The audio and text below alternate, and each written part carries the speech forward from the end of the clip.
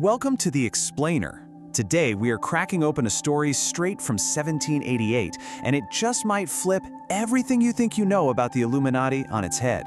This all comes from a stash of secret papers, the kind that were never ever meant to see the light of day. So what if the real story, the one before all the modern myths, was tucked away inside a locked chest? Yeah, that's what we're talking about. We're going to leave all the crazy conspiracy theories at the door and travel way back to the 18th century.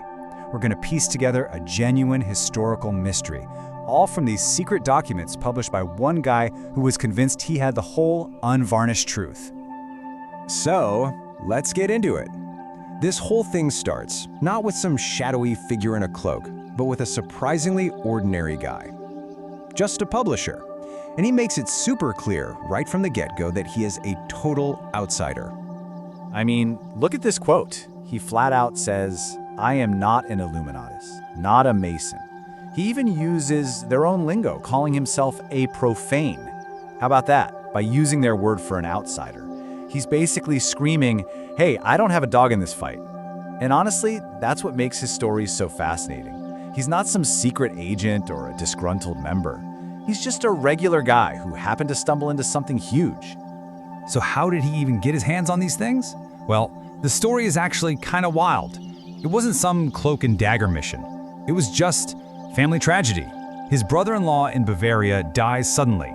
The widow, his sister, is going through his things and finds this locked chest. Inside, all these Masonic and Illuminati papers. Not knowing what to do, she just bottles them up and sends them to her brother, our publisher, just to keep them safe. Okay, so he's got the papers. Now what? You'd think, great, publish them. But not so fast.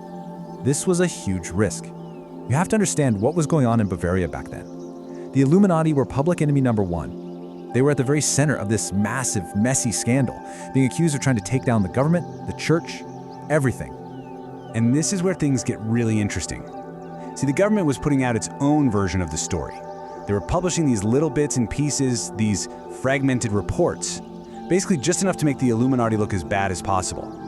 But our publisher, he's looking at this complete ritual he's got and he's thinking, wait a minute, this isn't the story they're telling. He believes he has the real deal, the whole truth, completely unedited. He felt like he had to publish it to let people judge for themselves. All right, let's do it. Let's crack open that chest and see what was so dangerous. And what you find inside, well, it's probably not what you're expecting. There's no step-by-step guide to taking over the world. Instead, it's this incredibly deep, almost philosophical text about the very purpose of mankind. Right at the heart of it all is this concept they called sacred truths. Think of it like this. They believed there was a hidden wisdom, a secret key that explained everything. Where we came from, where we are now, and where we're all headed. The whole shebang. And according to these papers, humanity had totally lost the plot. Our original purpose wasn't about building empires or fighting over borders. No, it was something much bigger.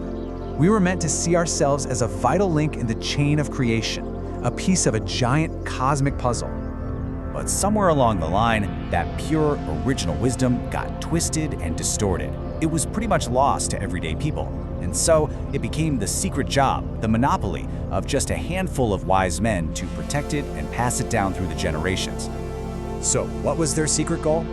Well, if you believe these documents, it wasn't about grabbing power, it was about being secret guardians. Their mission was to preserve that pure truth, to secretly guide people, to keep them from getting lost, and to help and comfort them along the way.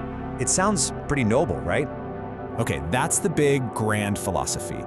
But what did it actually do for people, like in their real lives? Let's zoom back in from the cosmic plan to the publisher's own family, because he saw the impact firsthand.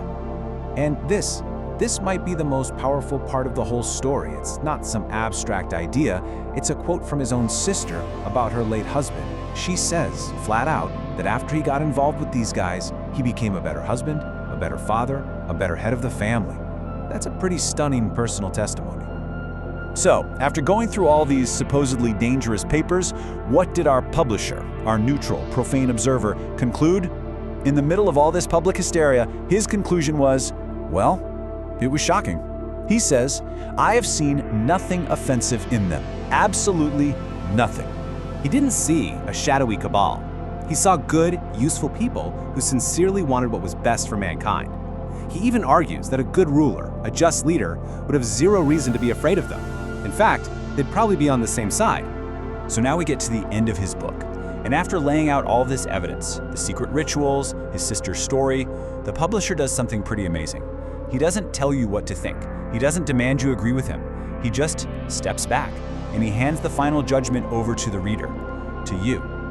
So it all boils down to this, doesn't it? Two completely different stories. On one side, you've got the government-sponsored scandal. The Illuminati are a massive threat to state and religion.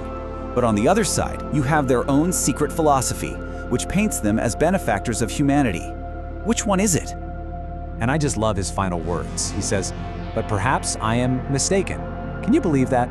He has the humility to admit he might not have it all figured out. And he leaves us with this simple, powerful request. Read the book yourself and make your own judgment. He's not pushing an agenda, he's just asking you to think for yourself. And really, that's the same question we're leaving with you today. After hearing about what was inside that locked chest from way back in 1788, what's your judgment? What do you think the real story was?